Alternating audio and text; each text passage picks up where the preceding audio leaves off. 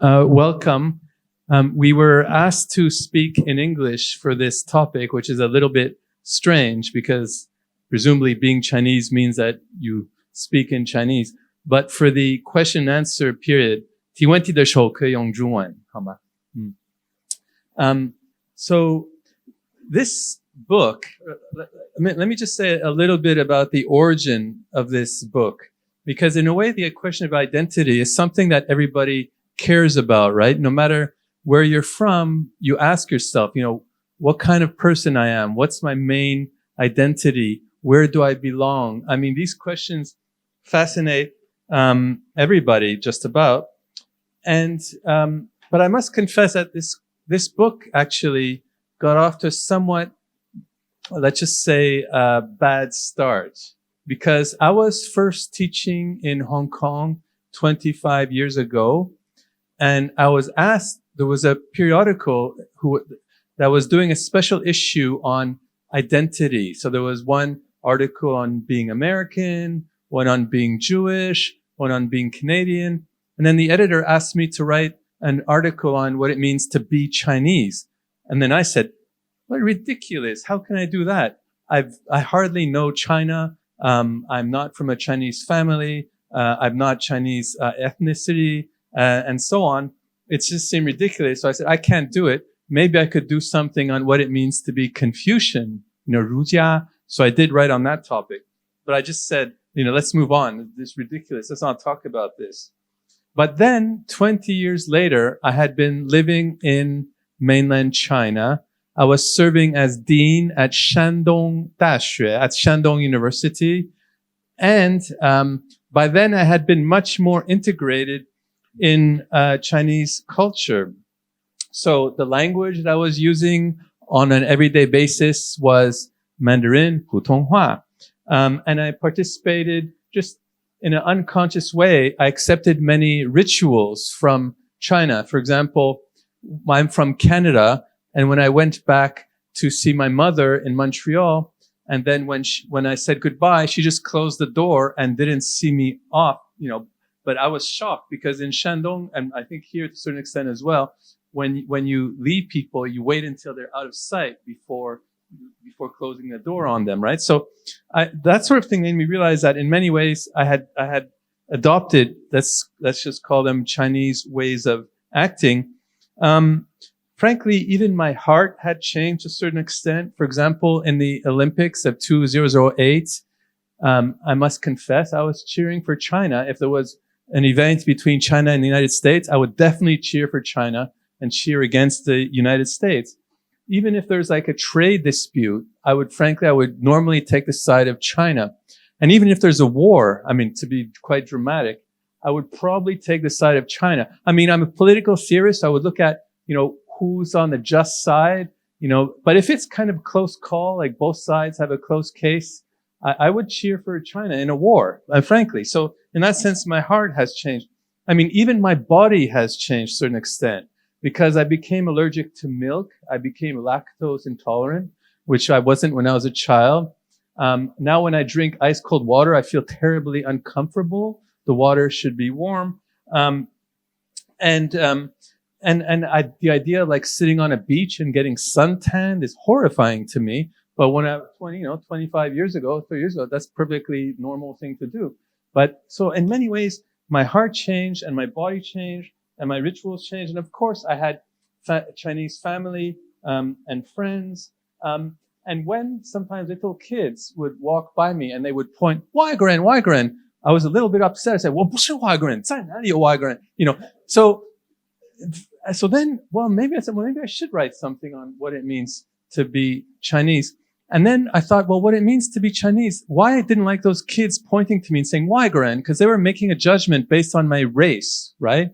That's all they knew about me, is that I didn't look Chinese. But then I looked at the history a bit and I found out that actually, until the late 19th century, the main source of identification of being Chinese was not racial or ethnic, but it was rather cultural. And if you partake of Chinese culture, that means you were Chinese. It's only in the late 19th century when China learned the bad part from the West, the racist element, the way of ranking people according to race. There's basically very little history of that in China. Only then did Chinese identity become racial and ethnic? So I wrote about that. I wrote an article in the Wall Street Journal, and the headline, I didn't choose the headline, was Why Anybody Can Be Chinese. But I was massacred by the readers. They said, who's this white guy saying he can be Chinese? And many Asian Americans were shocked too, because they were saying, actually, no, we are judged on basis of our race and ethnicity. That's our experience in the US. Don't tell us that race and ethnicity doesn't matter. It does matter. So then I realized it's a much more complex question. And then I said, well, then the best way to think of Chinese identity is to invite other people, experts in different disciplines and fields, to write about Chinese identity, what it means to be or to become Chinese. So we invited, with the help of our editor here, Professor Yuan, we invited great experts in law, like Professor Albert Chen, in ethics, like Professor Wang, and we invited many historians and philosophers, and they all wrote, I think, brilliant articles from different perspectives about Chinese identity, and they were all published in this book. So we have 4 sections. I mean, to be Chinese identity, it's a very complex thing, right? And it's all intermingled. But when you write a book, you have to clarify issues and put it in a certain structure. So we thought, it turns out that we had 4 main kind of, let's say, sections that each could say what it means to be or to become Chinese from a different perspective. So the first section is more a kind of pure philosophy. What is the worldview of becoming Chinese? So we had 2 famous philosophers, Zhao Tingyang and Roger Ames, and Lezhe in Chinese, and they both said that the Chinese worldview, how we look at the world, it's very relational. We don't separate very neatly between this world and the other world, and the world is always changing, and it's in contrast with this kind of, let's just call it the dominant mainstream Western view that there's 2 worlds. One is the world of eternity, where there's a kind of, let's say, a God on top that's being and never changes. And that's a truth. And the rest is a kind of empirical world where things change all the time. And that's the kind of world of appearances. Now, Plato made this huge distinction, and it was arguably picked up by Christianity. And it's still very much a mainstream Western understanding of the world. But that's not the mainstream Chinese view. So we have 2 articles on that. But when you think about it, I mean, that's not the only thing that matters, right? I mean, and in fact, in China too, there are many Christians and Muslims who may not accept that view. So when you look at these issues, you have to look at both mainstream understandings as well as non-mainstream understandings. And we tried to cover some of that in this book. But again, that's not sufficient. Then there's another question, which is more well, let's first say historical. And we had great historians, because what it means to be or to become Chinese, it changes over time. Again, it's only quite recent that there's this strong ethnic or racial element. Before that, it was there sometimes, but not the mainstream view. So again, as mentioned, the mainstream view was more cultural and to partake of rituals, to be civilized. That's what it means to be or to become Chinese. And people who are not part of that culture can eventually learn to become Chinese. It's not a very rigid or a racial thing that if you're born a certain way, you cannot become Chinese. The mainstream understanding is that, yes, you have like, civilized people, Huaxia, and you have, barbarians, Yidi, but those barbarians can eventually be civilized if they adopt Chinese language, Chinese ritual, Chinese norms. They could become assimilated and can become Chinese. That's it. But you also had sometimes in Chinese history, you did have some people who were thought to be, these people are too, tai huai, they just cannot be assimilated. Forget about them. So you have these non-mainstream views as well throughout history. And a very famous intellectual historian called Wang, who's a leading intellectual historian, one of them in China, perhaps the leading one at Tsinghua University. And he has a very good article in there about the Qing dynasty, which was, of course, ruled by foreigners, right? By Manchus. And they had a kind of racial or ethnic view that you had to be Manchu to have certain posts in government and even to live in certain parts of Beijing. But on the other hand, they were also Confucian universalists. They partake of Confucian values and norms, and they thought these are universal and that we should adopt them ourselves, and we should spread it to the rest of the world. So there were these tensions. So that's in the historical section. There's also a normative section. Being Chinese, when I'm in China and people sometimes say to me, wow, you're very Chinese. That's not a descriptive term. It's a normative term. It's a good thing to be Chinese. Well, what exactly does it mean? What, from a normative point of view, how ought we to be Chinese? This is an ethical question. And here we have our chapter, Professor Wang will talk about this. It means certain things. Like, for example, you're committed to the value of filiality, of xiao. Or sometimes it means that you're committed to this political ideal of tianxia, of the world under heaven, of a unified political community that also respects differences, right? 和而不同, that you should respect diversity within harmony. These are all very Confucian, but also traditional Chinese ideals. And for example, in the 2008 Olympics in Beijing, the opening ceremony, there was one character selected as the best of Chinese culture, and it was this character He, which is translated, I think, best as diversity within harmony. Not just harmony, because in English, harmony, sometimes we don't distinguish between harmony and sameness, right? But in Chinese, everybody knows, He or Butong, they're different, right? And then finally, there's another section on law. Being Chinese or become Chinese, it's also a legal question. It means you're a citizen of China. And here we have Professor Chen, who wrote a brilliant article on that topic. And let me pass the microphone to Professor Chen to say more about that topic. So I thought I would be the third speaker so that I have more time to prepare, but I'm now invited to be the second speaker. So it's my, yeah. And one thing of Chinese culture is we respect age, so age goes. So it's my great privilege and honor to be able to participate in this very, very meaningful project, which was initiated by my present colleague Daniel Bell. He was not yet my colleague at the time the project was initiated, because as you just heard, he was then in Shandong University. But actually, Daniel was also my former colleague many years ago, maybe more than 20 or 25 years ago, when he taught at HKU. And then he moved to City University of Hong Kong, and then he moved to Beijing.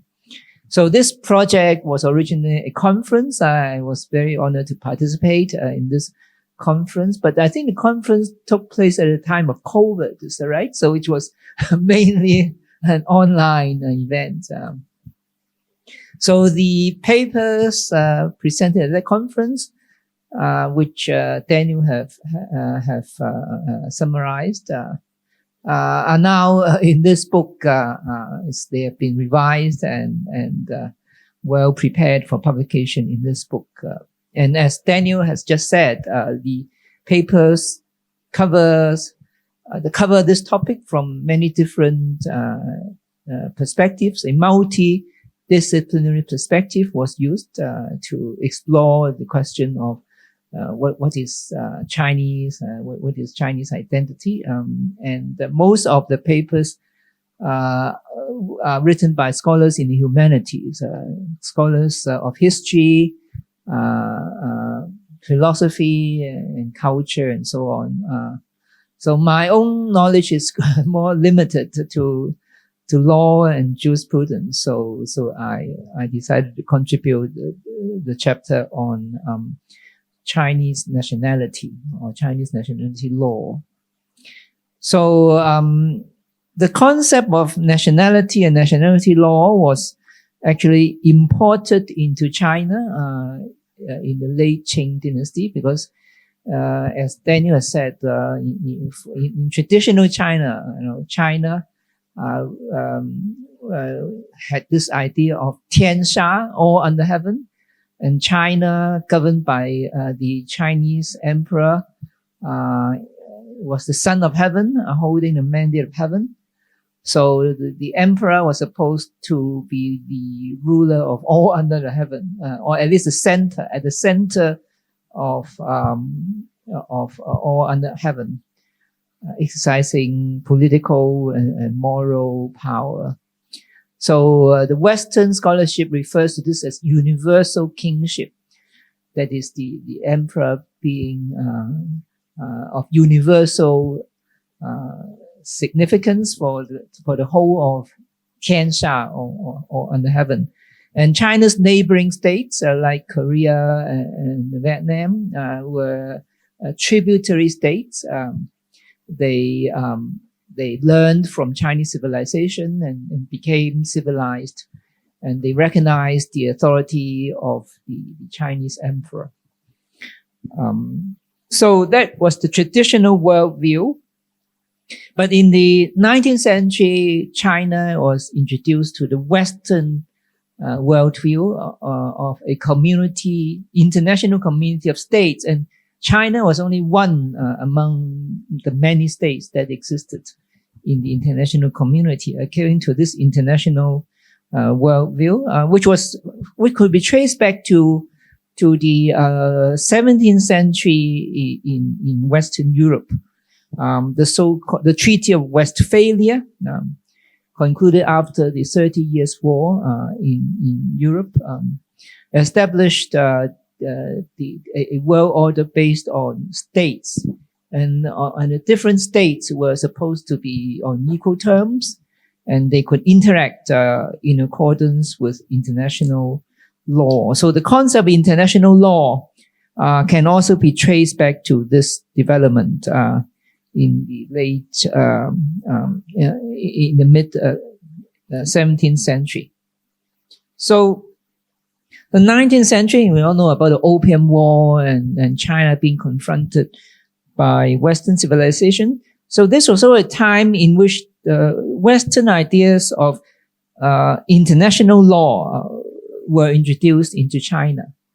There was a very famous book called Elements of International Law, which was translated into Chinese by a very famous American missionary called Henry Wheaton. And the book was published in China in 1864. So that was the first book which introduced Western notions of international law into China. So China learned that according to Westerners, the world consisted of different states. Each state has a constitution, and the nationality law of that state would define who were the members of that state, that is the nationals or the citizens of that state. So in order to interact with this new international order, this international order which was new to China, China may need to make a constitution for itself, and also make a nationality law to define who were members of the Chinese state, who were Chinese nationals or citizens. So the first nationality law of China, or in Chinese history, was actually enacted by the Qing dynasty in the year 1909. This was just 1 year after the Qing dynasty promulgated an outline for the preparation for making a constitution. That constitutional outline was first promulgated in 1908. So China was going to be a legally modernized state according to the Western model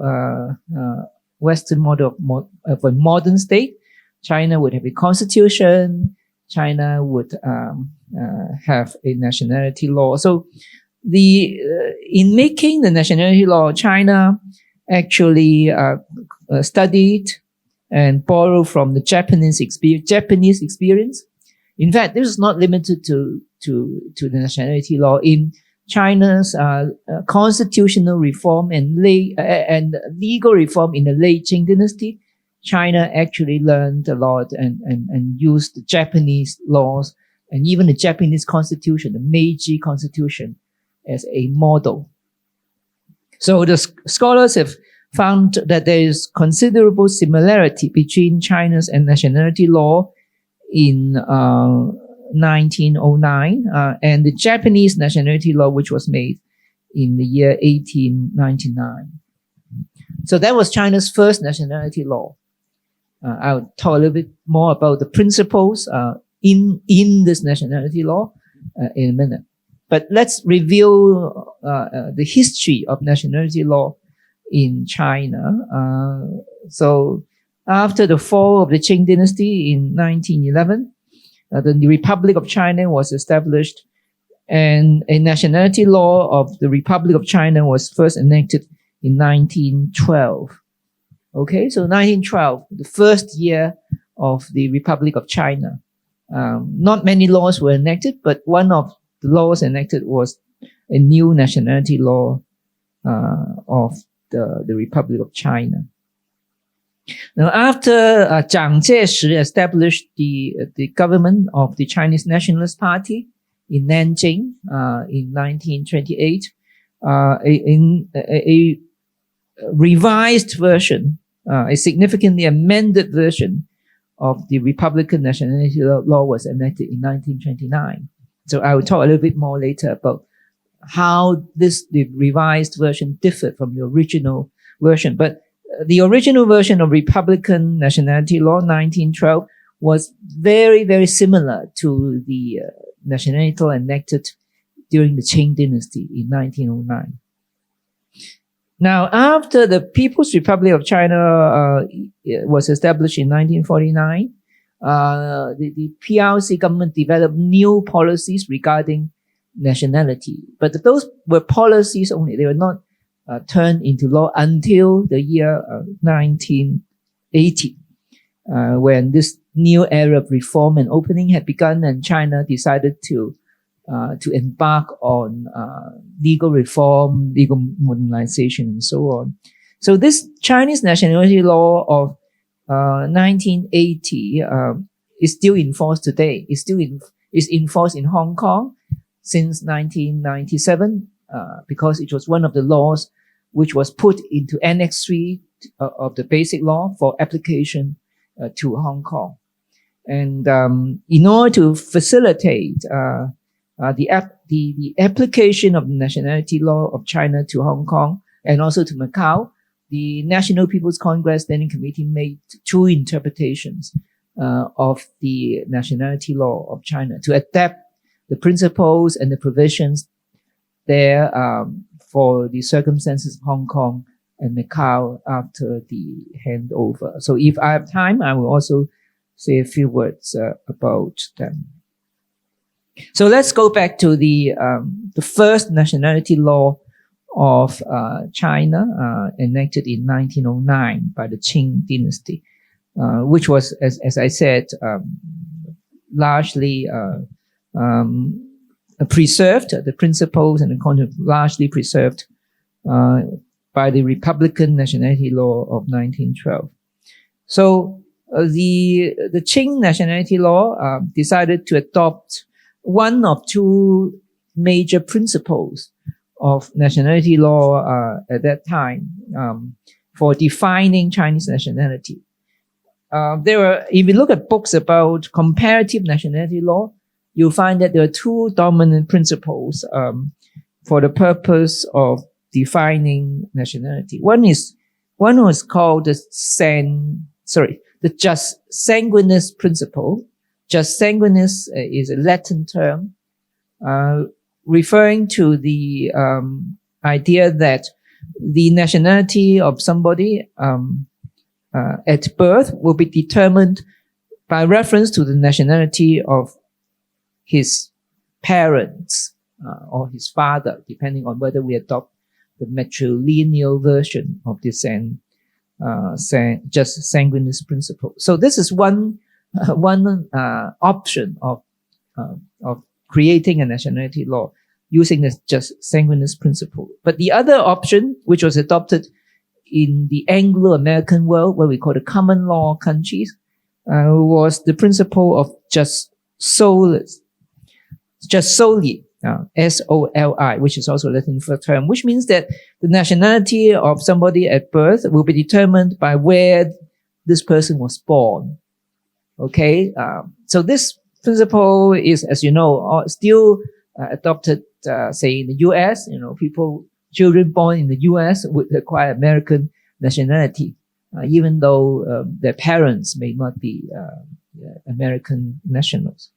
So in the late Qing dynasty, it was decided to adopt the just sanguinis principle as the major principle of Chinese nationality law, and to adopt the patrilineal version of the sanguinis, just sanguinis principle. That means that we determine the nationality of somebody at birth with reference to the nationality of his or her father.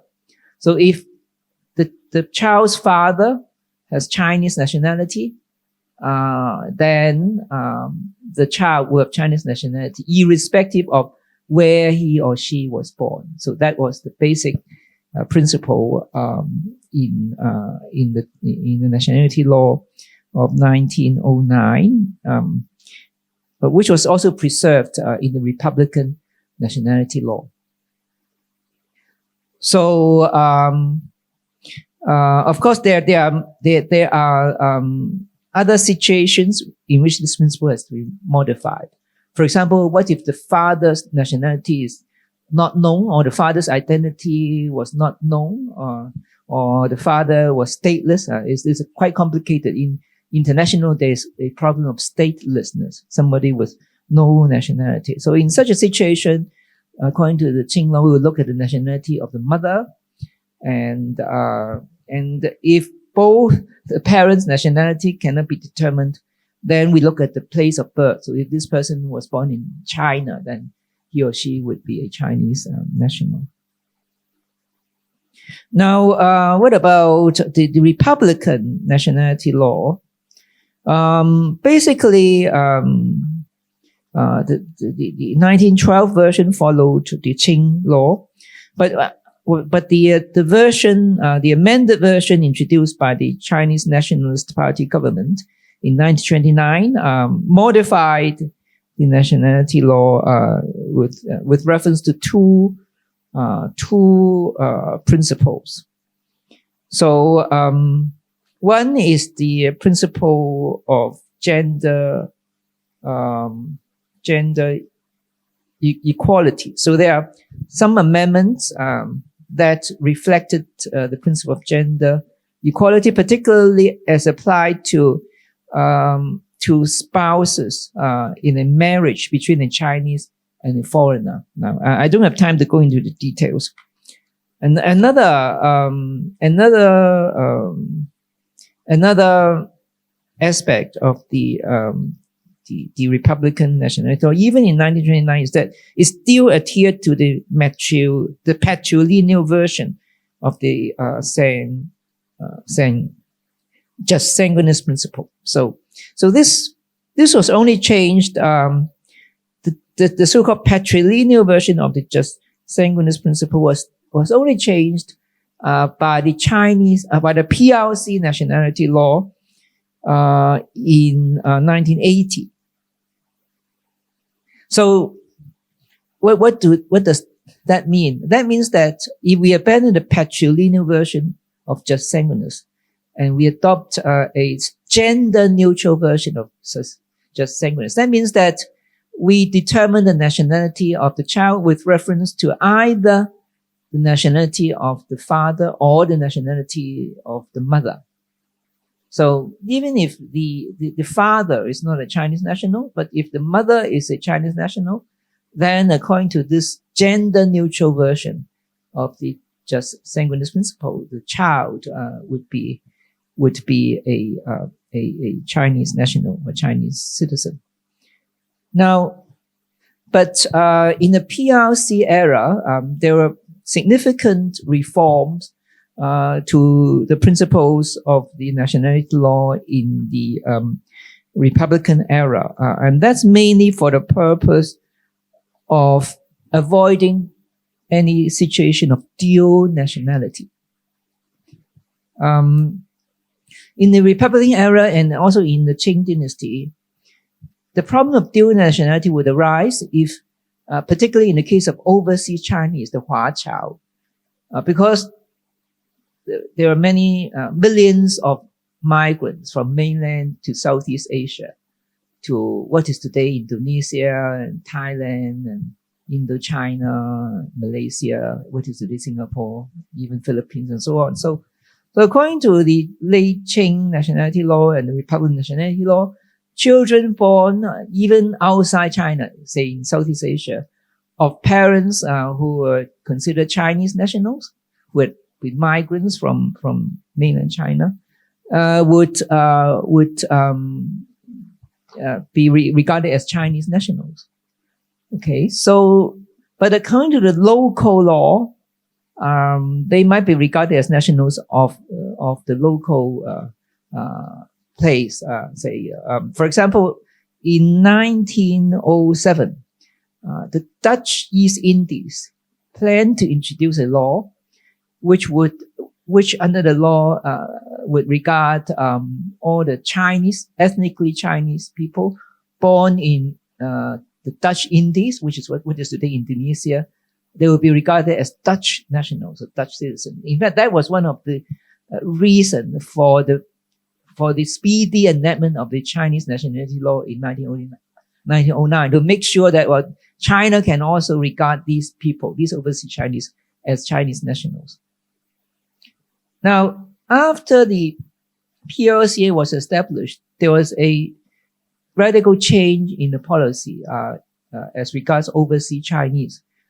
Even in the 1950s, before the 1980 national law was enacted, the new policy was formulated, which is to allow, to negotiate an agreement with these Southeast Asian and other neighboring countries of China to allow the Chinese, the ethnic Chinese born there to choose, to allow these Chinese people, these overseas Chinese, to choose whether to become nationals of the place in which they are living, say Indonesia or Thailand or Malaysia, or to remain as Chinese nationals.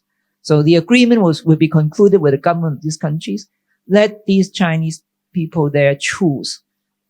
And actually, they would be encouraged to become just the nationals of the local place where they were living.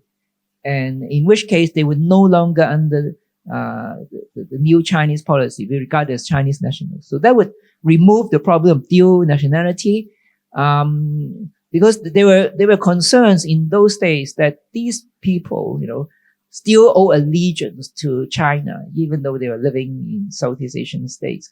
They may even try to spread communism on behalf of China, which was, of course, under the leadership of the Chinese Communist Party.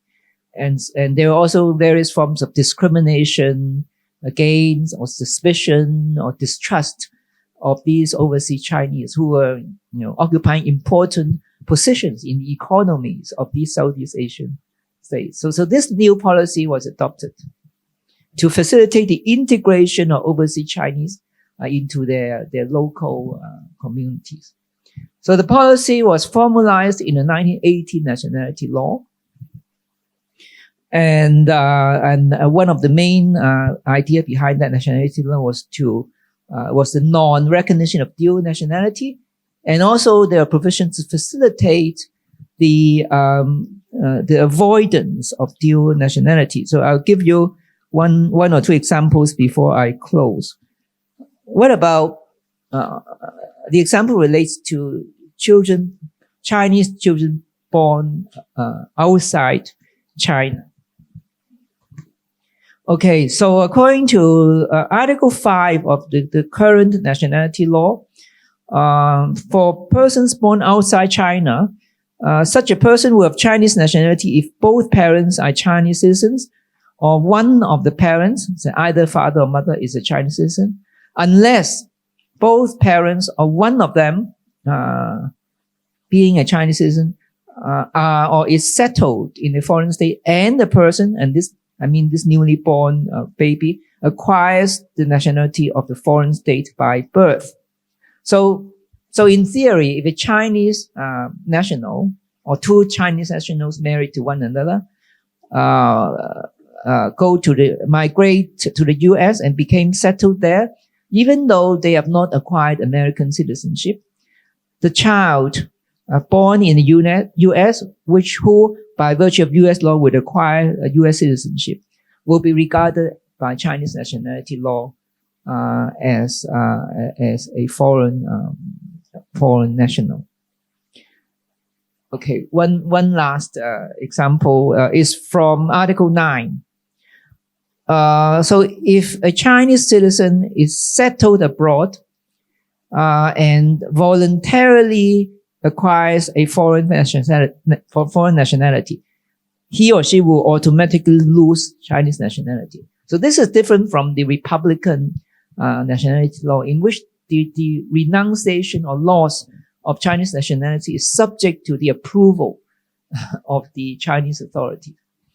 So these are the basic principles in the new Chinese nationality law of 1980, which are enforced in Hong Kong today. But for purposes of Hong Kong, we have a special arrangement, which I don't have time to talk about. If you're interested, we can talk about it in the question and answer period. So thank you.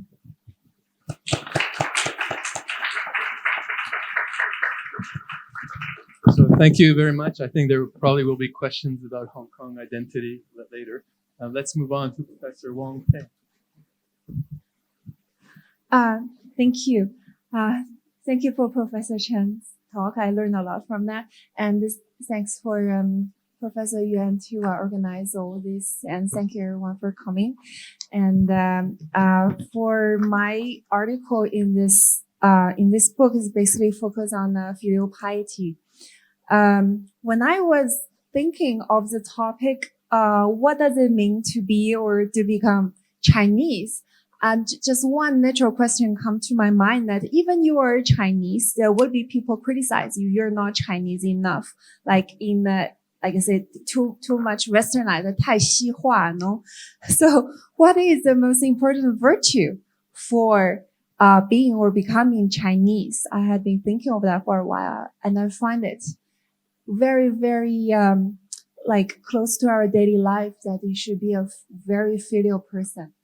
So filial piety, so I think is the most important virtue for being or becoming Chinese. And also in Confucianism, in Confucian philosophy, filial piety is also the mother of all virtues. Yes. So as Confucius said once, if you are not filial enough, how can you be a person of Ren? How can you be a person of a humanist, a Ren? Yes. So that's why I wrote an article on that.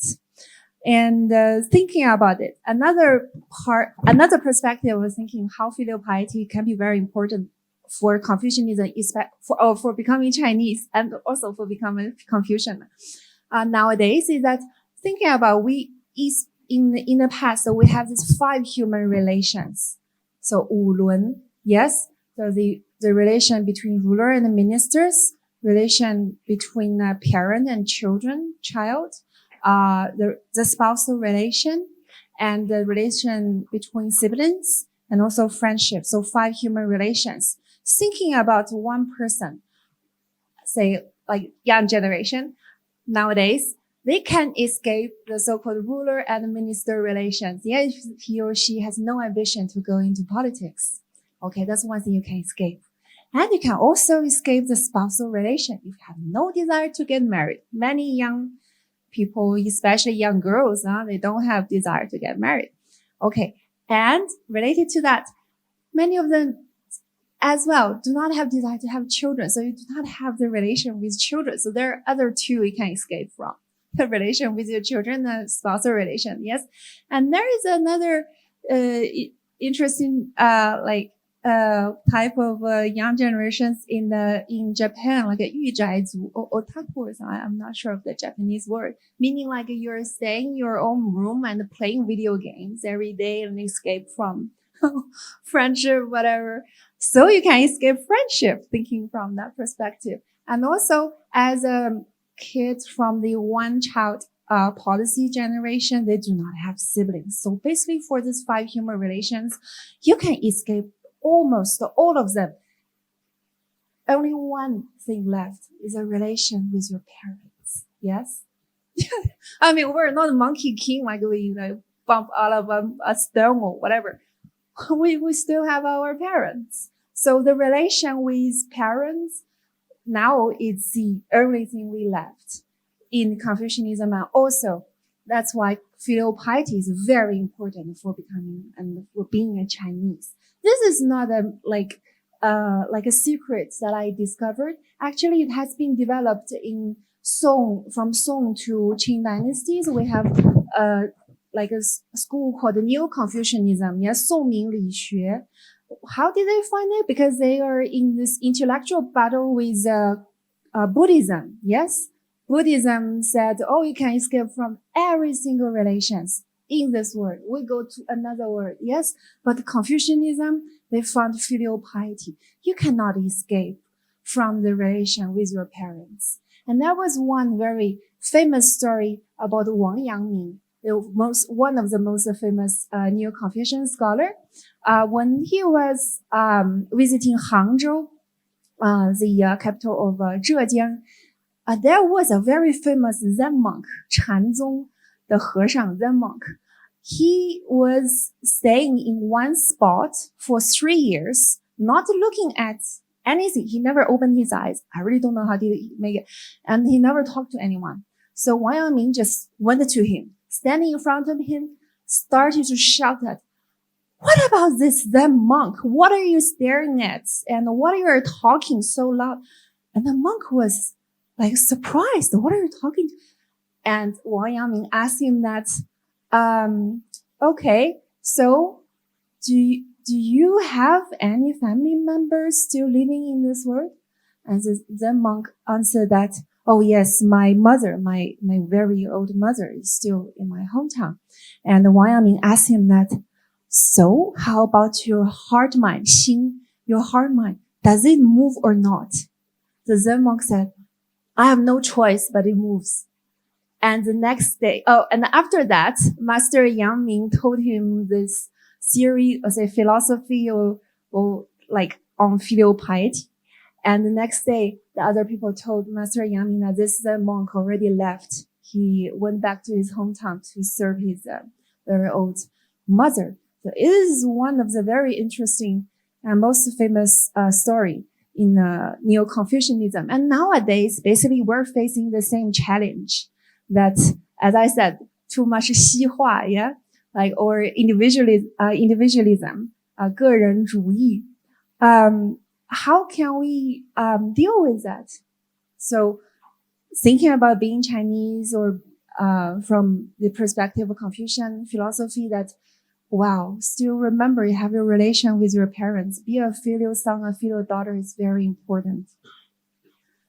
Okay, but as I said, the revival of the philosophy of filial piety doesn't mean there is no criticism. Okay, so that's the difference between philosophy and ideology. So I've heard some questions from our friends in the US saying that our conservative parties also would like to emphasize on this value of family, serving your parents. It's so far right, yes, but this philosophy of filial piety is very different because the philosophy entails criticism. So I would name 3 possibility of the misuse of filial piety.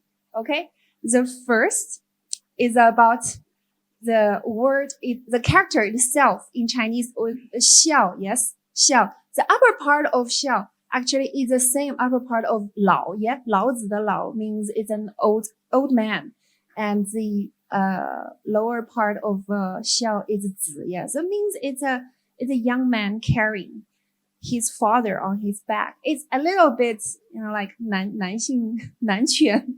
It's not very like have this sense of gender equality, but we have no choice. We have this this character. Okay, what does it mean? Means that filial piety is a virtue between elder parents and adult children. So when I saw something, I'm not sure if you check on a little red note, 小红书. I saw some young parents were very anxious that their kids are not very filial. I was like, what?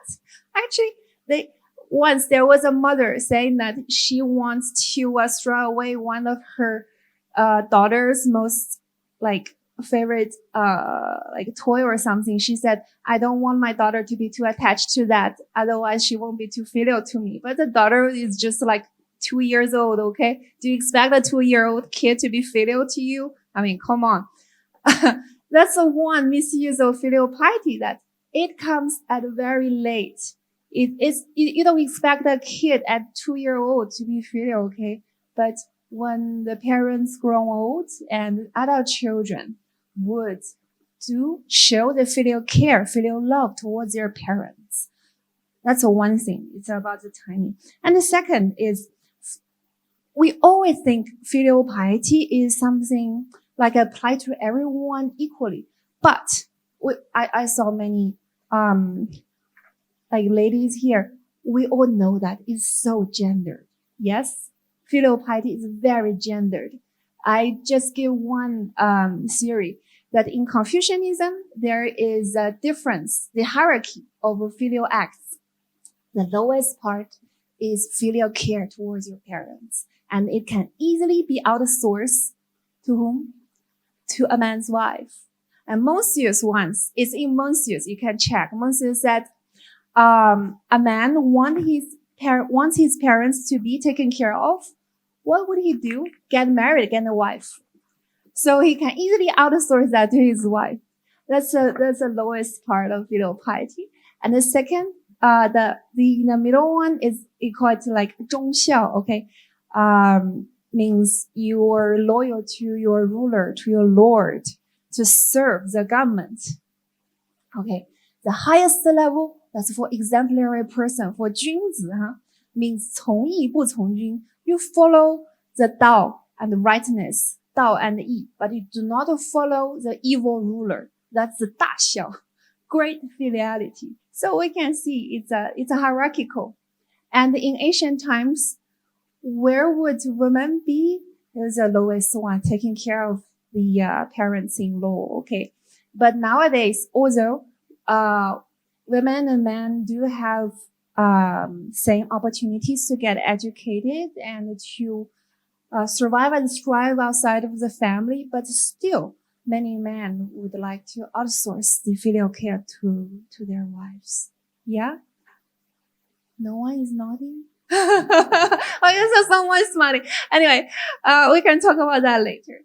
And also the third possibility, that third misuse of filial piety is that, it sounds like kids. There's one thing, let's think about it.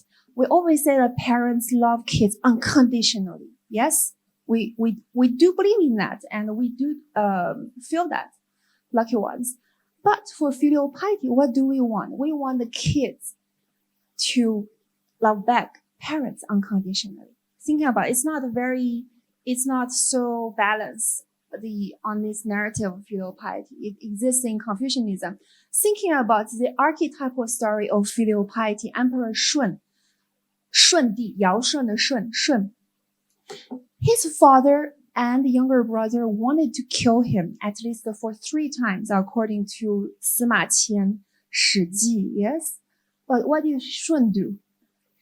Shun still loves them unconditionally.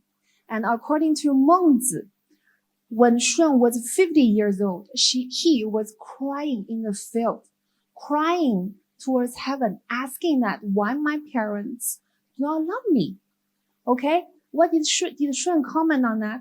Shun said, 大孝终身慕父母. It's grand filial piety, means that you love your parents till you're very old, even 50 years old. At that time, Shun was already emperor.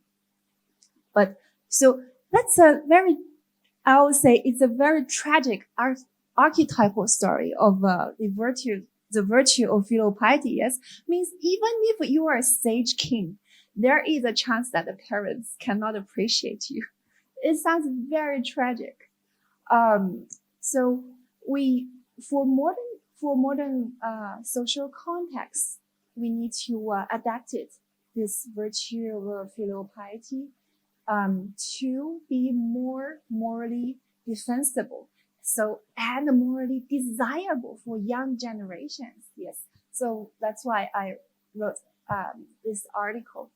So if you're interested, hope you can read it and we can discuss more during the Q&A session. Thank you.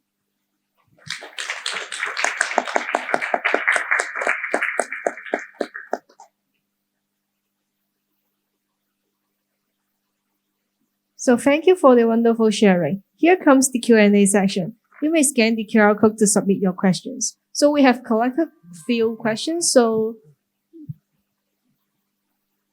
if you have further questions, so you can scan the QR code on screen.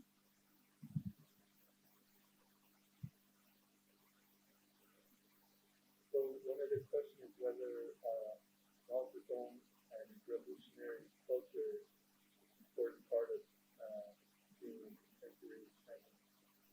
I can't read the second part of the culture. There's some kind of orientation.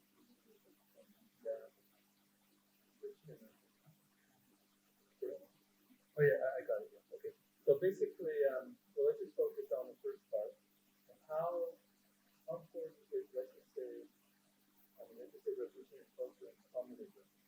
How important is that to contemporary Chinese? How important is that to Chinese identity? Or what? You answer.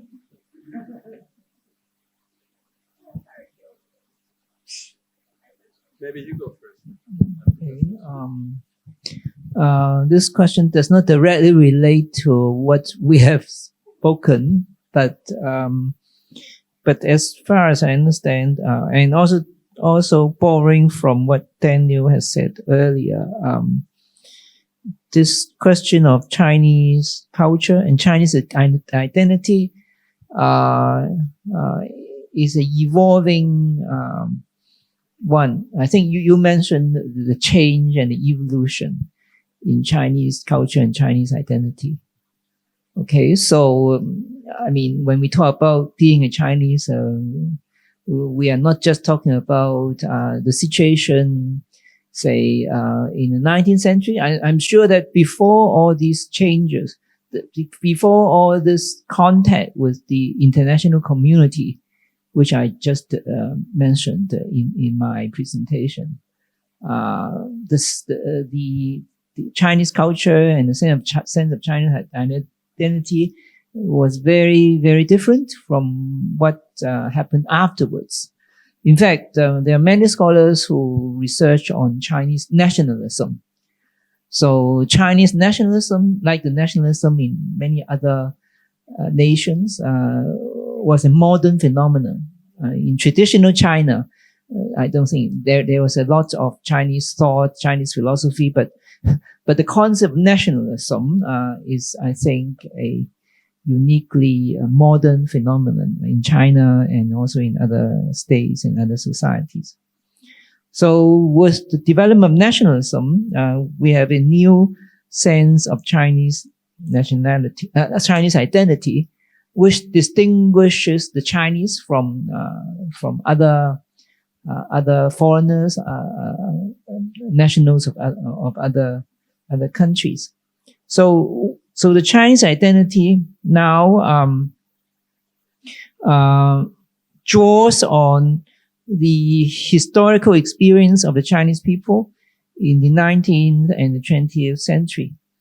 So, and a very important part of that historical experience is, of course, the experience of the Chinese Revolution, since the Chinese Communist Party was founded in 1921, and since the PRC was established in 1949. So I think for many people who have lived in this period, in the second half of the 20th century, Chinese identity is closely related to, or at least the culture and the experience of the Chinese Revolution forms part of this Chinese identity. But this doesn't mean that this is an essential element of Chinese identity because there are also overseas Chinese, as we have discussed before, who also have some sense of Chinese identity, but that is quite separate from the experience of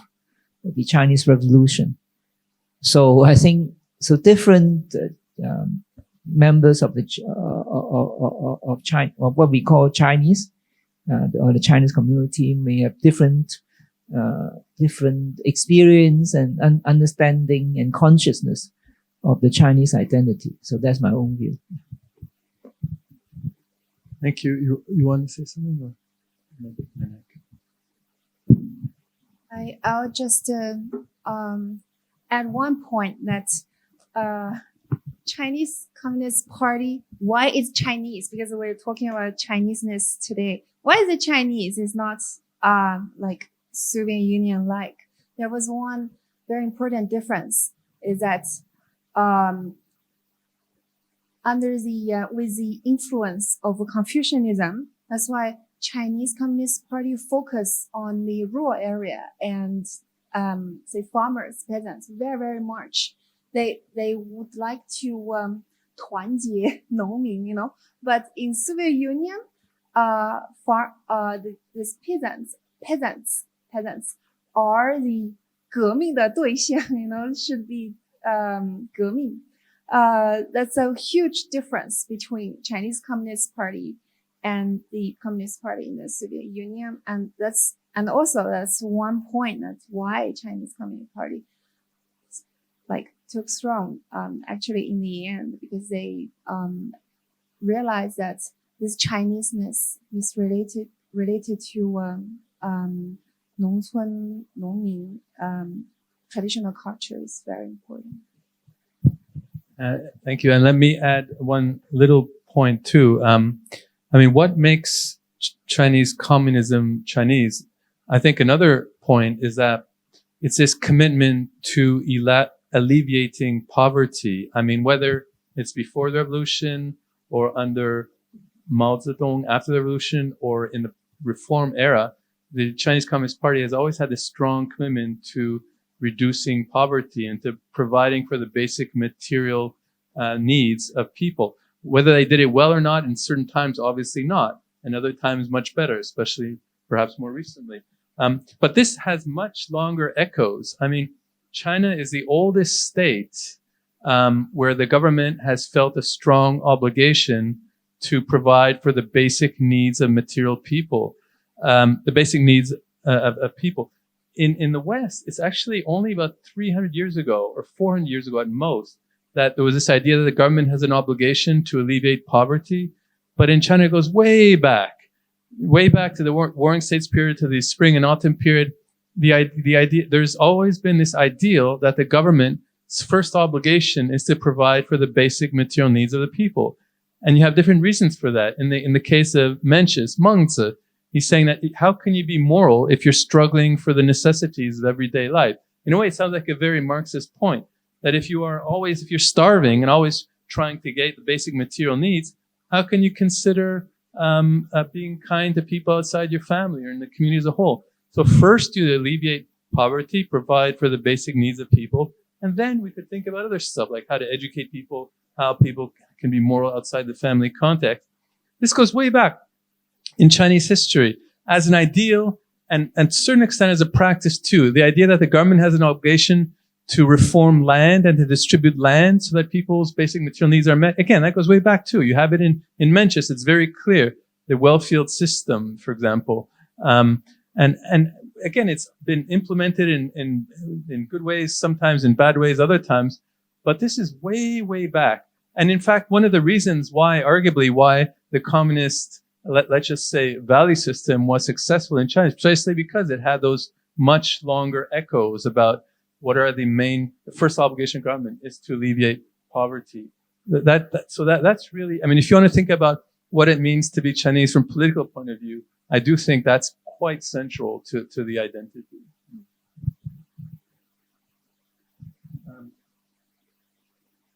There's another question. Well, this is for Professor Chen. Can you elaborate on how the current Chinese nationality law is applied to Hong Kong? What's special about it? Well, the nationality law that was or is applicable to Hong Kong people actually changed at the time of the handover. Before 1997, according to the colonial law in Hong Kong, people who were born in Hong Kong, even Chinese people of Chinese descent born in Hong Kong, were regarded as were given some form of British nationality. So originally, this form of British nationality was called the BDTC, British Dependent Territory Citizens. And after the Sino-British Joint Declaration was signed in 1984, a new category of British nationality called BNO. I think you all have heard about it. BNO, British Nationals, bracket overseas. So this new form of British nationality was created. So all people born in, all Chinese people, or even non-Chinese, born in Hong Kong before the handover would, under British law, have the status of BNO, British Nationals Overseas. That's why they could apply for the BNO passport. And after 2020, there was a change in policy of the UK government, so that basically everyone who has a BNO passport can now apply and migrate to the UK. I'm sure you have heard about friends or relatives taking advantage of this scheme. That was based on the BNO, but the BNO was originally not designed to facilitate migration from Hong Kong to Britain. Originally, it was only designed to enable these BNOs to hold the BNO passport for travel purposes. So there was an agreement reached between UK and PRC in 1984 when the Joint Declaration was signed that, well, these people born in Hong Kong before 1997 could continue to use some form of British passport, like the BNO passport, for travel purposes. But the Chinese government does not recognize these passports as evidence of nationality. Okay, so for the purpose of Chinese law and the law that would be applied to Hong Kong after 1997, all these Chinese people of Chinese descent born in Hong Kong, even before 1997, would be regarded as Chinese citizens, Chinese nationals, under Chinese nationality law, which, as I already said, was applicable to Hong Kong after 1997 under Annex 3 of the Basic Law. So these Hong Kong people can hold two passports, but under Hong Kong law and PRC law, they are Chinese nationals or Chinese citizens. So the two passports they hold may include the Hong Kong SAR passport, which is a form of PRC passport, only issued to people who are recognized as Chinese citizens or Chinese nationals under Hong Kong and mainland Chinese law. But then some of them also hold a BNO passport as a travel document. So that's the basic situation. So China does not recognize dual nationality. So there's no issue of these Hong Kong people having the dual nationality of China and Britain.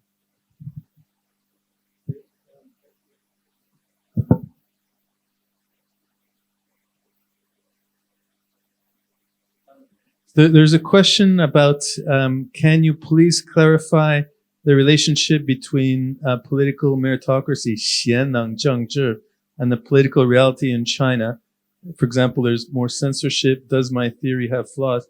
Well, again, so it's not my theory. I mean, the idea of, this is one of the points about, again, Chinese political identity. It goes way back in Chinese history. As an ideal, the idea that the government should aim to select and promote public officials with above average ability and virtue. So in Chinese, 贤能政治 captures this ideal perhaps better than the English term political meritocracy. And it was implemented throughout Chinese history in diverse ways. Most famously, the imperial examination system, the Keju, which was meant to select those public officials with above average ability and virtue. But that was flawed in many ways. And many, like for example, Zhu Xi, the Neo-Confucian, he says, well, it maybe exams are good at measuring ability, but they're not so good at measuring virtue. So we need other ways of assessing the virtue of public officials. Now that's an ongoing debate today. And so there's always going to be a huge gap between the ideal and the reality. But in new situations, there'll be new ways of trying to close that gap and of trying to minimizing the disadvantages. I mean, for example, the idea if you have above average virtue as a public official, it means at minimum don't be corrupt, right? You should not misuse public resources for you or your family interests. So given that corruption was so widespread in China, the government decided to help close the gap between the reality and ideal of political meritocracy. We need to have this very strict anti-corruption campaign. Whether it's worked or not, we can debate. But the point is that there's always going to be this struggle between the ideal and the reality, and it's never ending. Yeah.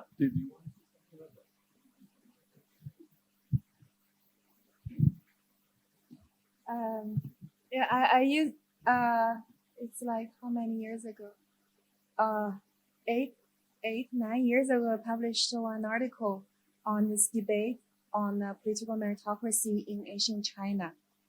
So now when we talk about political meritocracy, we thought it's like 公务员考试, yeah. Well, that's way beyond that. And you mentioned Professor Bell just mentioned 科举, but to me, I think it should go back at least to the spring and autumn warring state period.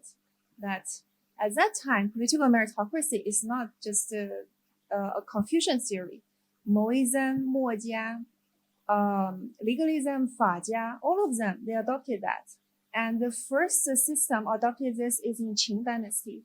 How did they implement that? They would examine how many head that a general or a soldier decapitated to evaluate whether they can get promoted or not. That's a legalist political meritocracy thinking of that.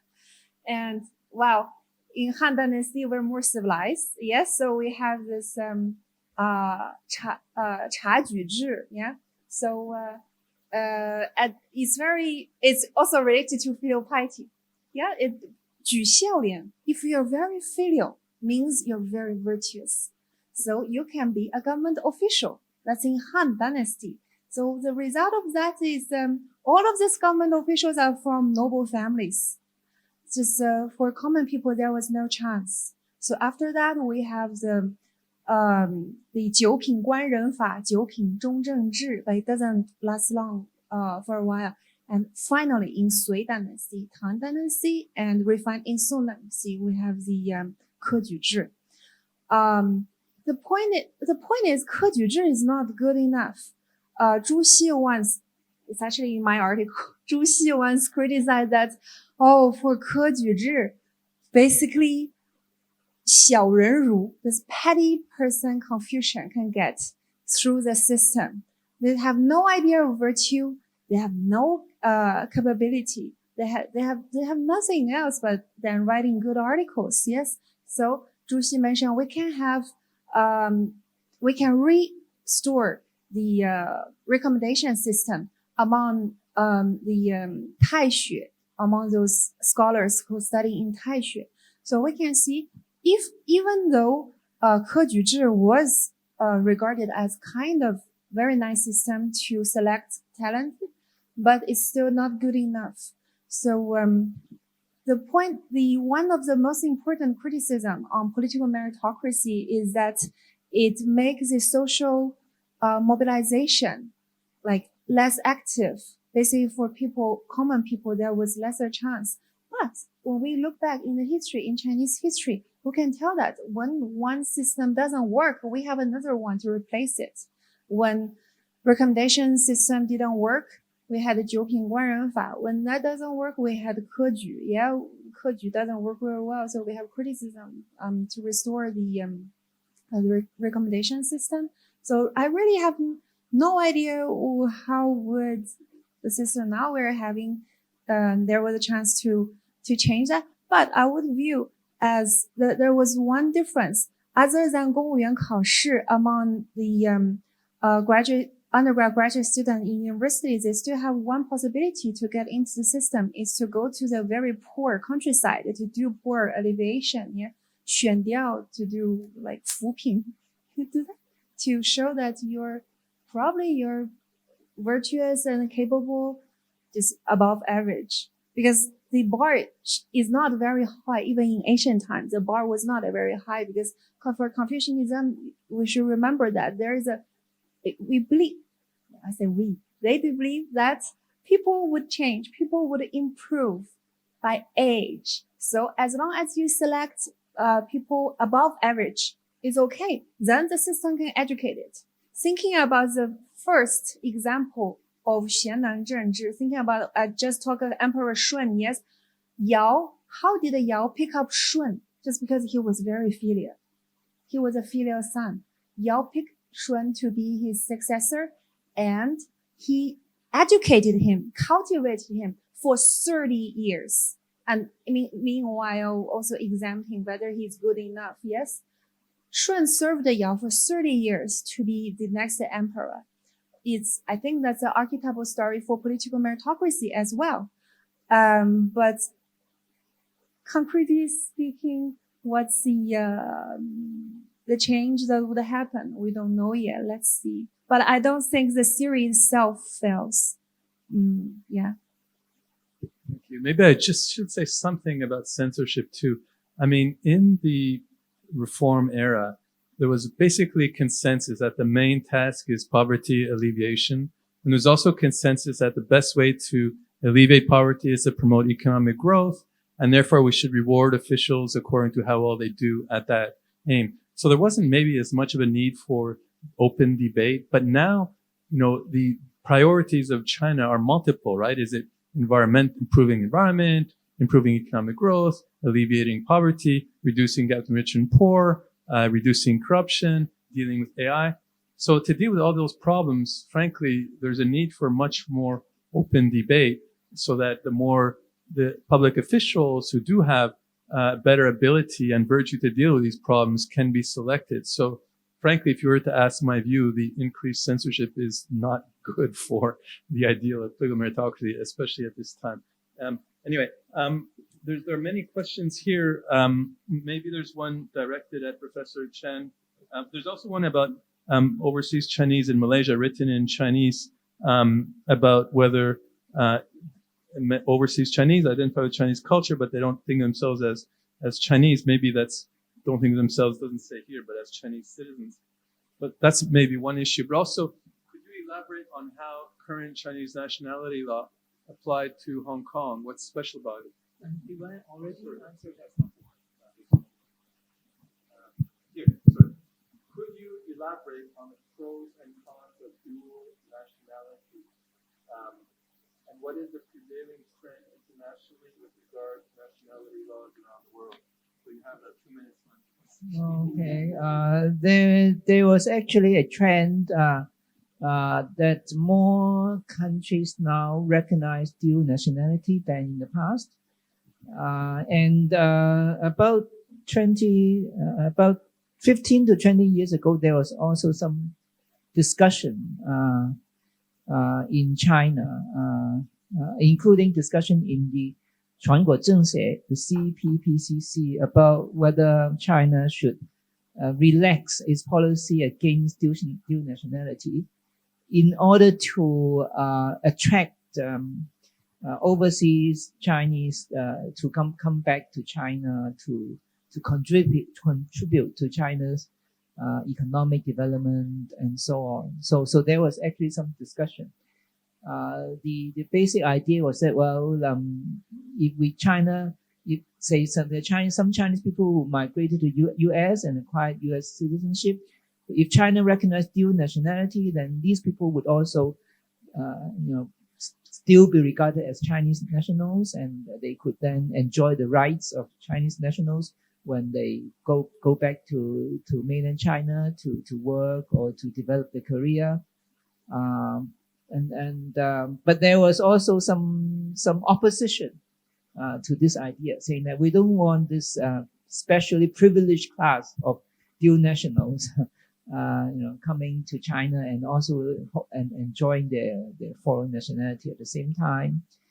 There was also problems of dual nationality giving rise to tensions between the countries concerned, as to the problem of allegiance and so on. And then with this deteriorating relationship between US and China, there's actually probably not any advantage in a Chinese American being dual national. So there's no more discussion about dual nationality in recent years in China. Yes, that's in theory. So basically, the article suggests that maybe we should recognize some form of permanent residence rights, so that these people, Chinese people who migrate to US and acquire US citizenship, can come back to China and become residents or permanent residents, and we give them some rights which are more than non-residents, but less than Chinese citizens or nationals. I said the US also have permanent residence system.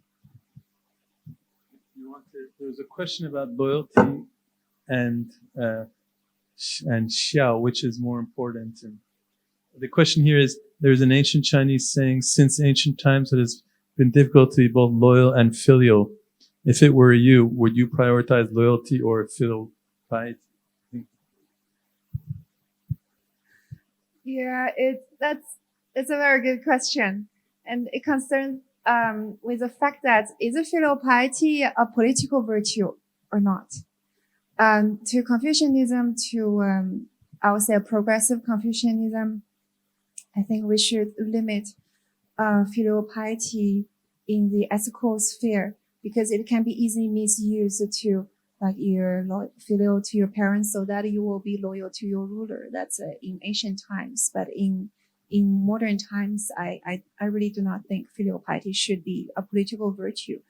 As talking about to prioritize filial piety and loyalty, in Confucianism, we never said you should.